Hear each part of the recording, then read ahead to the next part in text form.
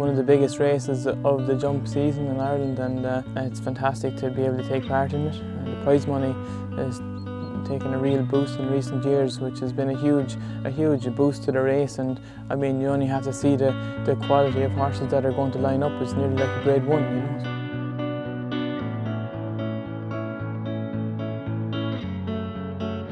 The BoyleSports Irish National, just very interesting runners. Obviously there's been money for SEMPO, which is interesting because he's a maiden actually going into the race, and he's stamina to prove and all that, but maybe in these races now they're so competitive you need a young horse that might have a bit in hand.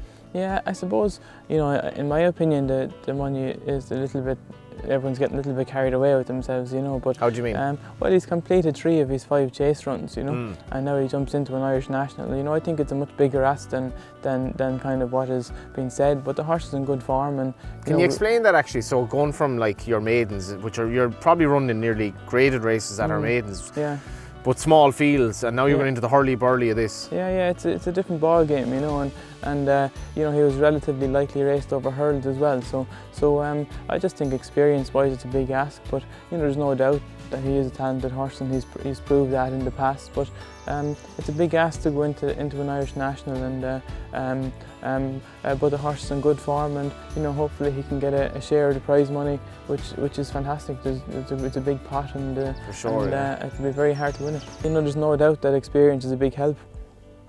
There's only one way to get experience, and that's by running in the races. So yeah, listen, we're looking forward to him, and we're looking forward to Home by the Lee as well, who has a little bit more experience, but still is a novice. And we saw him wearing the hoods. Yeah. He wears a hood in a lot of his work, you're saying? Yeah, he wears a hood in his routine training. It can be a little bit of a handful at times, but he's a very tough horse. Should stay very well, and you know, we're looking forward to running him also. Yeah, and you might have 3 or 4 in the race.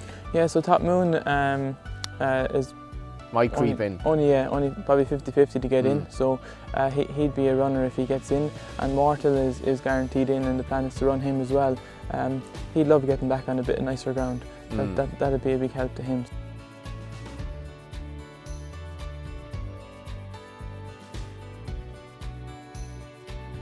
How do you want to ride a horse in a race like that? So listen, really you have to leave it up to the jockeys, and you know, in a race like that, you have to get into a rhythm somewhere, and you know, instructions probably, it's hard to give instructions, like I say, for a race like that, going that trip. This depends on what pace they're going. I leave it up to the riders.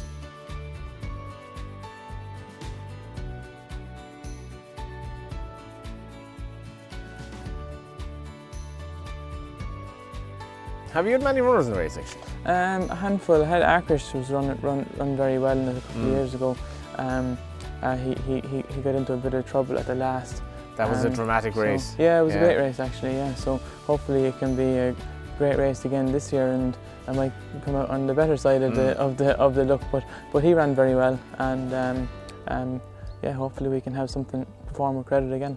It's great to have a couple of horses to run in a big race like the National, and the prize money, like I say, is fantastic.